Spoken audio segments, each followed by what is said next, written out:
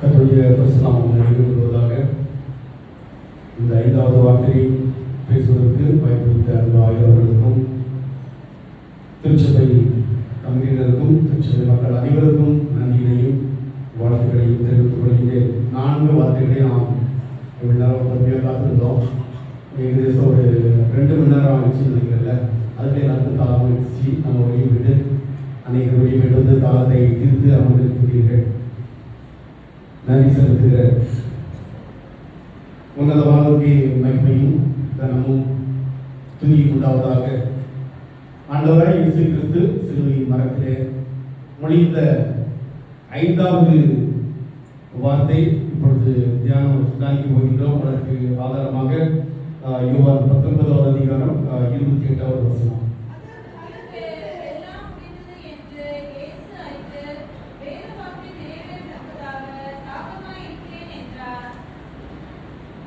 அதன் பின்பு எல்லாம் முடிந்தது சரிந்து வேத வாக்கியம் நிறைவேறத்தக்கதாக தாகமாய் இருக்கிறேன் என்று ஆண்டவர் சொல்கின்றார்.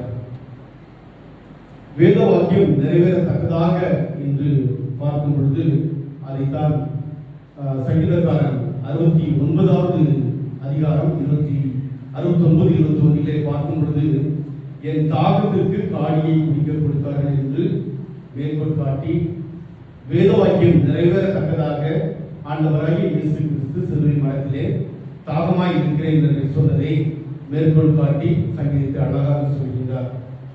தாகம் என்பதை குறித்து நாம் தியானிக்கும் பொழுது 2 காரியங்களை எனக்கு தேவன் உணர்த்தினார். அந்த தாகமாய் இருக்கிறேன் என்று பார்க்கும் பொழுது ஒன்று சரீர பிரகாரமான தாகம், மற்றொன்று ஆத்ம பிரகாரமான தாகம். இந்த 2 தியானத்தை குறித்து ஒரு சில நிமிடங்களை இந்த நாளில் நாம் தியானிக்க இருக்கின்றோம். இயேசு கிறிஸ்துவை முதலாவது பார்க்கும் பொழுது அவருக்கு காணப்பட்டது என்னவென்றால் அங்கே சரீர பிரகாரமான ஒரு தாகம் காணப்பட்டது என்பதை நாம் அறிந்திருக்கின்றோம். ஏனென்றால் வியாழக்கிழமை 6 மணி முதல், அதாவது பஸ்கா ஆசிரிப்பிற்கு பின்பதாக இந்த நேரம் வரை, வெள்ளிக்கிழமை இந்த மதியம் வரை அவர் சிலுவை மரத்திலே அனுபவித்த பாடுகள், வேதனைகள், நிந்தனைகள், அவமானங்கள் ஏராளம் என்பதை நாம் இந்த நேரத்திலே அறிந்திருக்கிறோம், நாம் உணர்ந்திருக்கிறோம். அந்த மனித ஒரு வாய்ந்த உலகத்திலே நம்மை மீட்கும்படியாக வந்த தேவன் அவர் சரீரப்பிரகமான ஒரு தாகம் ஏற்பட்டிருக்க கூடும், எனவே தான் அங்கே தாகமாய் இருக்கிறேன் என்று சொல்கின்றார்.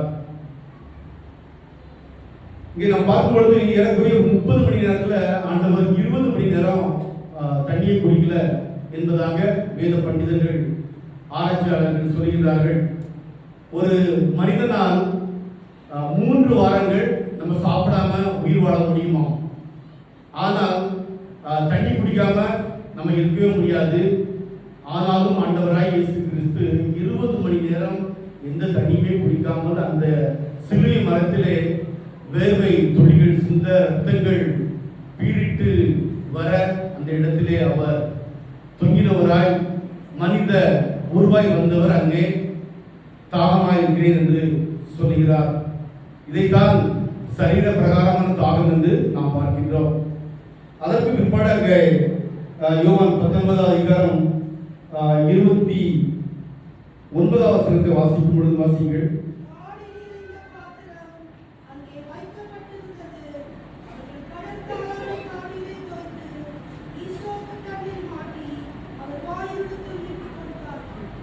காடி நிறைந்த பாத்திரம் இங்கே வைக்கப்பட்டிருந்தது. அவர்கள் கடற்காலானை காடியிலே துவைத்து ஈசேப்பு தண்ணியிலே மாட்டி அவர் வாயிலே நீட்டி கொடுத்தார்கள். இயேசு காடியை வாங்கின பின்பு அப்போ அங்க நடக்கின்ற காரியம் என்னென்ன பார்க்கிறோம் என்றால் தாகமாய் இருக்கிறேன் என்று சொன்னார். உடனே ஒரு போர்ச்சைவரும் ஓடி போய் அந்த சிலுவை மரத்திலே காடி நிறைந்த ஒரு பாத்திரத்திலே காடிகள் அங்கே வைக்கப்பட்டிருக்கிறது. அதை எடுத்து ஆண்டவருக்கு கொடுக்கிறார் என்று பார்க்கிறோம். விளக்கமாக நம்மளுக்கு வந்து ஒரு சந்தேகம் வரும். நம்ம தான் நிறைய சந்தேகப்படி மக்களாக வாடியிருந்தோமே, ஏன் இந்த காடி இந்த இடத்துல வச்சுக்கிறாங்க அப்படின்ற ஒரு சந்தேகம் வரும். ஆனால் அங்கே பார்க்கும் பொழுது அங்கே ஆண்டவராய் இயேசு கிறிஸ்து கிறிஸ்துவோடு கூட 2 கல்வர்களை சிலுவை மரத்தில் அடிக்கிறார்கள். அவர்கள் அந்த அடிக்கிற நேரத்திலே அங்கே ஒரு கிளர்ச்சி ஏற்பட்டுவிடக்கூடாது, வேற எந்த வித அசம்பாவிதங்களும் நடந்துவிடக்கூடாது, ஒருவேளை அவர்கள் சிலுவை மரத்திலிருந்து கடத்தி கொண்டு போகக்கூடாது என்று 100க்கு அதிபதி தலைமையிலே 100 போர்ச்சேவர்கள் அந்த இடத்திலே காவலுக்கு வைக்கப்பட்டிருக்கிறார்கள். அவர்களை மகிழ்விக்க, இப்ப நாம தாகமா இருக்கிறோம் அப்படின்னா வெளியே மோர் இருக்கு, ஜூஸ் இருக்குது. அதே மாதிரி அந்த போர்ச்சேவர்களை மகிழ்விக்க அங்கே ஒரு காடியை வைத்திருக்கிறார்கள். அந்த காடியை ஆண்டவர் ஆகிய கிறிஸ்து மனித அவதாரமாய் இந்த உலகத்திலே பாவத்தை மீட்பெடுக்க வந்த அந்த தேவனை அவர் தாபமாயிருக்க என்று சொல்லும் பொழுது அந்த கடற்கரையிலே தோய்த்து அவருக்கு அந்த இடத்திலே கொடுக்கிறார் என்பதை நாம் பார்க்கின்றோம். இந்த காரியத்தை குறித்து ஸ்னாப்டிக்கல் காஸ்பல், அதாவது மத்தேயு, மார்க்கு, லூக்கா இவர்கள் என்று ரொம்ப தெளிவாக இந்த தாபமாக இருக்கிறேன் என்பதை குறித்து ரொம்ப தெளிவாக சொல்லியிருக்க மாட்டாங்க. ஆனால் யோவான் சுவிசேஷர் அழகாக இந்த காரியங்களை குறித்து யோவான் சுவிசேஷத்தில் அழகாக எழுதப்பட்டிருக்கிறது. ஏனென்றால் அந்த யோவான் சுவிசேஷன் பார்க்கும் பொழுது கிபி 60 to 80 அந்த ஆண்டுகளிலே எழுதி முடிக்கப்பட்டதாக வேத ஆராய்ச்சியாளர்கள் சொல்கிறார்கள். அந்த காலத்திலே இயேசு குறித்து ரொம்ப ஒரு தரக்குறைவாக அவர் மனிதனாய் பிறந்தாலும் அவர் மனிதனாய் இல்லை, அவர் மனித உணர்ச்சிகள் இல்லை என்று ரொம்ப தவறாக சித்தரிக்கப்பட்ட ஒரு காலமாக அந்த காலகட்டத்திலே இருந்திருக்கிறது. எனவே யோவான் சுவிசேஷகர் அழகாக ஒவ்வொரு இடத்திலும் அவர் மனித அவதாரமாக உலகத்தில் வந்தார், மனிதனுக்குள்ள உணர்வுகள் அவருக்கு இருந்தது என்பதை குறிக்கும் வண்ணமாக அங்கே அவர் இயேசு கிறிஸ்து கண்ணீர் விட்டார், அவர் பசியாய் இருந்தார், அவருக்கு பசி உண்டாயிற்று என்று தெளிவாக ஒவ்வொரு வாக்கியங்களிலும் எழுதியிருக்கிறார். கடைசியிலே சிலுவை மரத்திலே தாங்க முடியாத ஒரு வேதனையாக இருந்த பொழுது கூட அவர் தாகமாய் இருந்தார் என்று அழகாக அந்த யோவான் சாரர்கள் எழுதியதை பார்க்கிறோம். இதைத்தான் யோவான் இன்னும் மெருகேற்றி சொல்லும் பொழுது வாசிங்கள் 1 யோவான் 1வது அதிகாரம் 1வது வசனம்.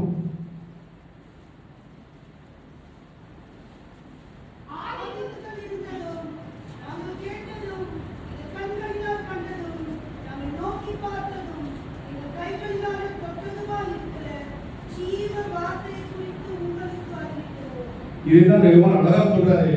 ஆண்டவர் இந்த உலகத்துல வந்தார், அவரை நாம் பார்த்திருக்கிறோம், அவரை தொட்டு இருக்கிறோம், அவரை கண்டிருக்கிறோம், அவருடைய சுவிசேஷத்தை நாங்க கேட்டிருக்கிறோம் என்று சொல்லி உண்மையாகவே அவர் மனிதனாக இந்த உலகத்திலே வந்தார் என்று யோவான் அழகாக அந்த யோவான் அதிகாரத்திலே குறிப்பிடப்பட்டிருக்கிறார்.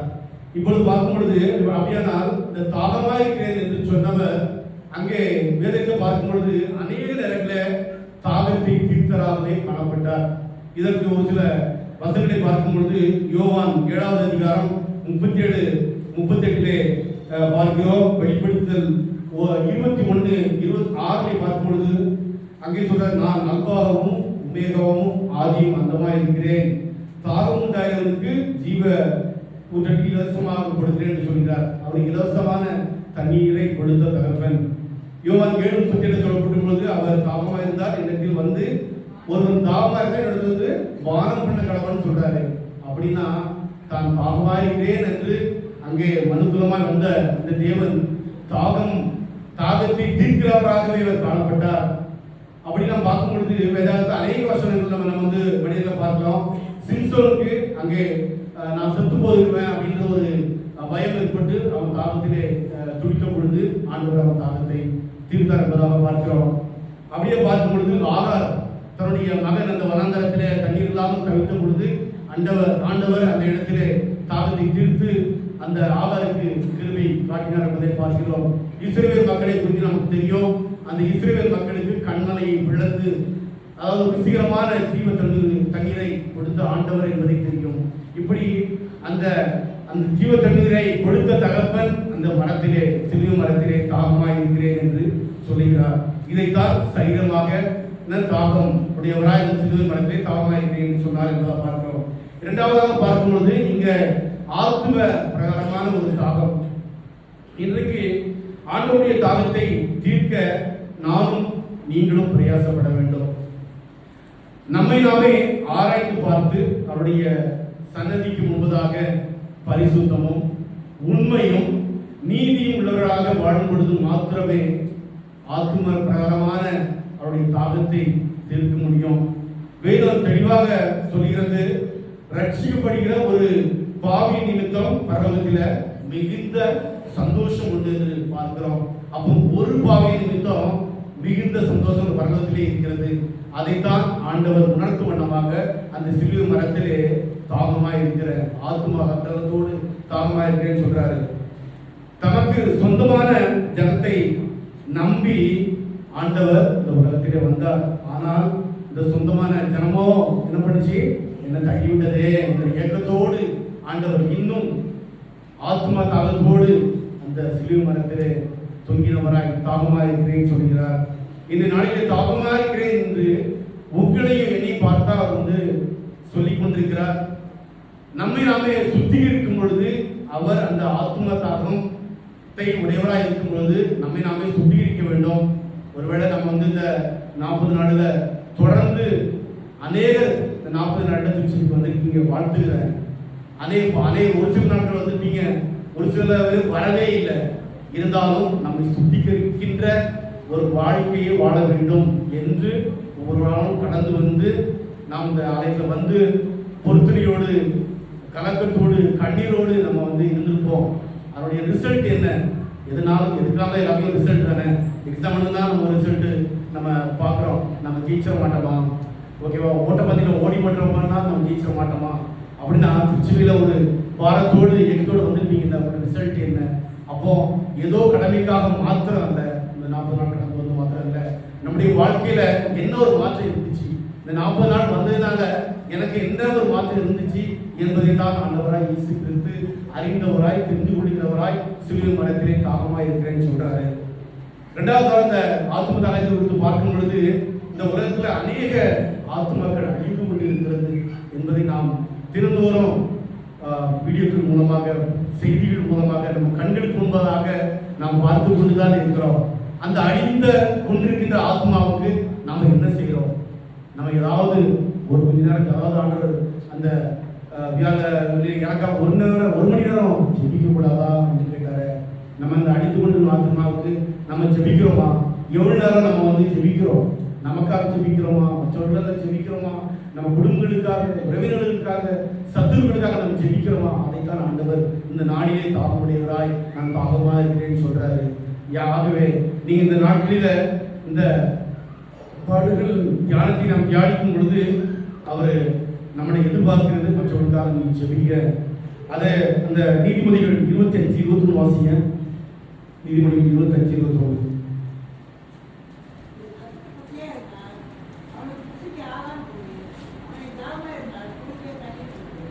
உன் சத்துரு பசியா இருந்தா அவனுக்கு ஆகாரம் கொடு, அவனுக்கு தண்ணீர் கொடுன்னு சொல்றாரு. இதே வசனம் ரோமர் 12:20 இதே வசனம் தான் சொல்லப்பட்டிருக்கிறது. இதே அர்த்தமுள்ள வசனம் தான், அந்த வார்த்தை தான் அங்கே போட்டு காட்டப்பட்டிருக்கிறது. அப்படியானால் இந்த 2 நாட்களில நம்ம திருச்சி கடந்து வரோம். நாம் எத்தனை பேருக்கு நம்முடைய வாழ்க்கையில பசியா இருக்கும் பொழுது நம்ம ஆகாரம் கொடுத்தோம்? எத்தனை பேருக்கு தாகமா இருக்கும்போது அந்த தாக்கத்தை தீர்க்கிறதுக்கு நாம என்ன பண்ணோம்? ஒருவேளை நம்ம பண்ணுமோ பண்ணதில்லை. இந்த 40 நாள்ல ஒருவேளை பொறுப்பினோட வந்துக்கலாம். நாங்கள் உட்கார்ந்து போது இந்த உண்டியலை பார்த்தேன். நம்ம திருச்சபையில் 84 உண்டியல் 84 குடும்பங்கள் இருக்குது. ஆனால் பார்த்தா ஒரு 48 உண்டியல் தான் இருக்குது. இதுவும் இந்த உண்டியலை ஏன் கொடுக்குறோம்? பொறுத்தனையோடு நம்மை எத்தனையோ ஆண்டவரை அறியாத மக்களை பணி செய்வதற்கு நமது ஈசிய மூலமாக ஒரு பெரிய உண்டியல் நடைபெறுகிறது. அதுக்கு தான் இந்த உண்டியல் பயன்படுத்துகிறது. அப்படின்னா அந்த உண்டியல நீங்க படைக்கும் பொழுது கூட ஆண்டவருடைய அந்த தாகத்தை தீர்க்கிற மக்களாகவே காணப்படுகிறீங்க. ஆனால் யாராவது இன்னைக்கு செய்து இந்த உண்டியல படைக்கலன்னா வர நாளில் படைச்சிருங்க. ஏன்னா ஆண்டவர் சொல்றாரு, நான் தாகமா இருக்கிறேன். அநேகரை நீங்க அழிந்து போகிற ஆத்மாக்களுக்கு அழிவிலிருந்து மீட்டு கொடுக்கிற ஒரு ஆத்மாவாக, பயனுள்ள பாத்திரமாக உங்களை மாற்ற ஆண்டவர் வாஞ்சிக்கிறார். அதைத்தான் கடைசியாக சொல்றார். சங்கீதக்காரன் அழகாக சொல்றான். 42:1-2 சொல்லும் பொழுது, மானானது நீரோரடி வாஞ்சித்து கதறுவது போல என் ஆத்மா ஜீவனுள்ள தேவனையே வாஞ்சாய் என்று சொல்றாரு.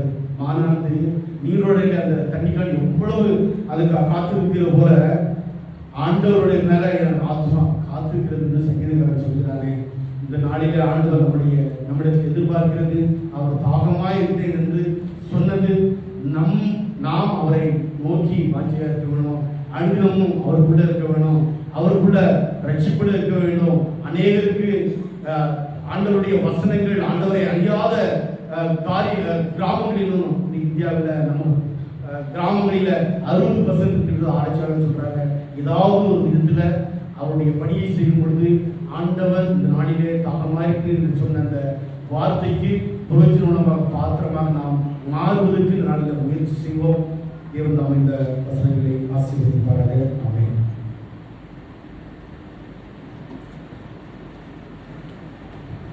கரங்களை தொட்டி ஆண்டுடைய நாமத்தை நாம்